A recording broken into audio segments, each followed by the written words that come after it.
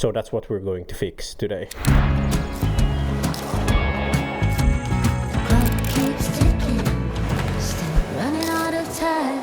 This of course goes into the category of stuff that, I mean, you should absolutely not do by yourself, or I mean, yeah, you could and should do it by yourself. You shouldn't pay anyone to do this because basically it's destroying your gear.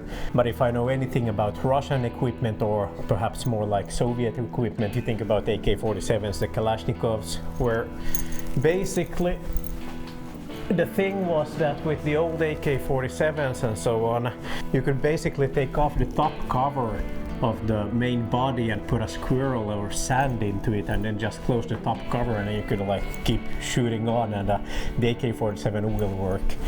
I mean, the Helios is kind of almost the same thing. It's a durable lens. First of all, gonna unscrew the adapter, put it there, and if anything I've learned from my years of working on cars is that always have some kind of tray where you're putting your screws and gears, because you don't want to end up losing them anywhere.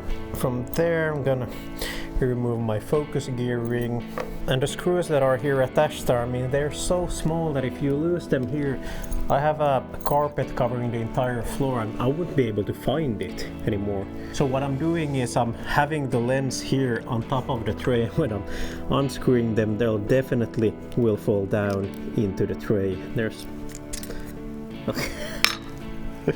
okay, so it was barely attached with one screw. I mean, yeah, this is a good start, is it?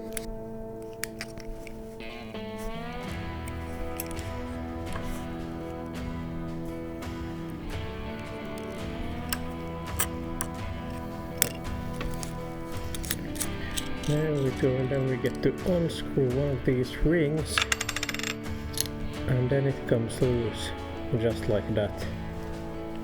I just lost the screw.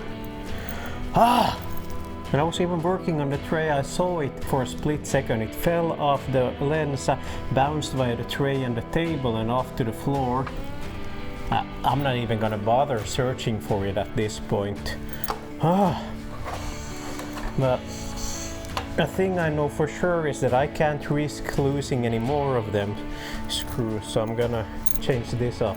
I'm gonna put a felt pad on here. The idea or the reasoning being that the felt over here, it stops the screws from like rolling off the table in case when I'm about to lose the next one. I mean, it's just bound to happen, I'm sure about that. And what I figured out is that a large amount of the wiggle that comes on this particular lens, or this one I have over here, is that the wiggle comes from this helicoid that's over here, which is for the focus. And this is the part where I'm basically destroying the lens, kind of, or at least I'm not hoping I do it. I'm just gonna put tiny amounts. We're talking about toothpick level of amounts over here. And then just spin it around to lubricate it, to eventually get it to set even.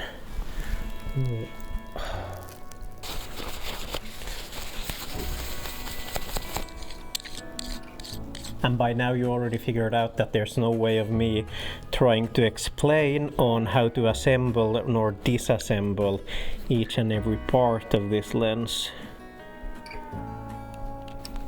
But damn, it kind of bothers me of losing that one screw. Time for the final truth. Is there an equal amount of wiggle as there was priorly to all of this?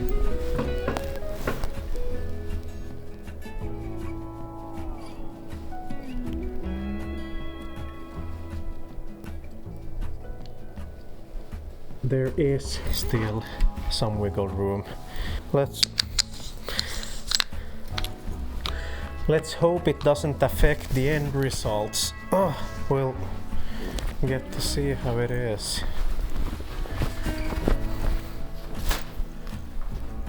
I'm mildly curious about this, how it's going to turn out. We'll get to see. I'm curious. We'll see. I'm gonna swap the lens here real quick.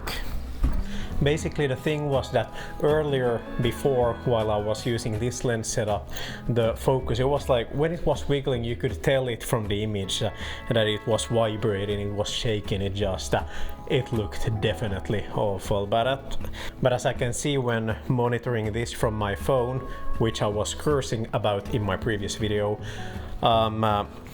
as far as I can tell, it seems to hold up well.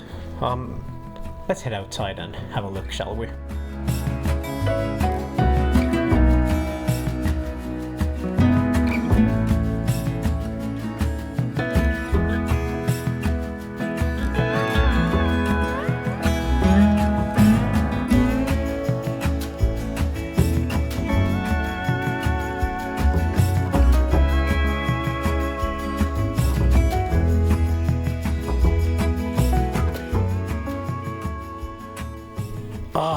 That looks so good. It looks so good. I mean, I have to agree that it looks so good. Yeah, and we'll see if it's jiggling anyhow. And the entire purpose of this video was to see if we can solve the wiggle problem. As it seems, we just managed to do so, and I'm pretty excited about that one. And now to the $1 million question. Am I going to be using the Helios 44 more for my project? I'm kind of without an answer to that question.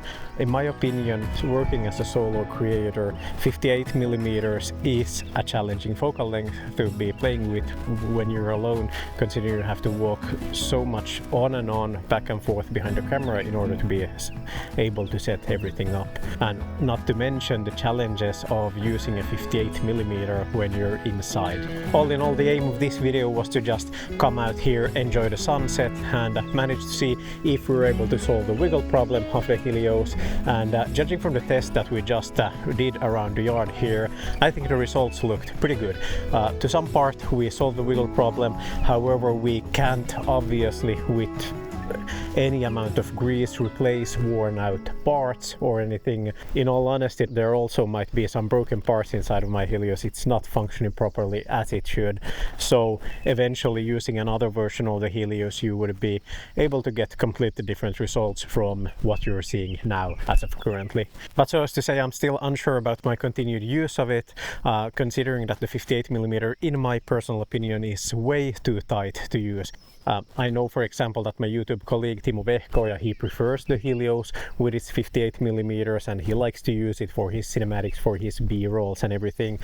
And I don't know, in my opinion it just feels way too tight to use for everything. Surely it's good for close-ups of a coffee cup or something, but for anything more like medium or wide shots, the 58mm is just, it's impossible to get with it. Now there aren't that many lenses on the market currently looking the same like this.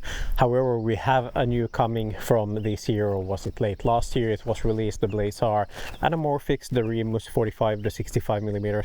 They serve a kind of a similar visual characteristics as the Helios does, and that's definitely some lenses that I'm looking into and getting just to be able to test out to see if they perhaps might be the ultimate lens that I want to go for. I'm having to back away as the sun keeps moving. I get otherwise placed in the shadows.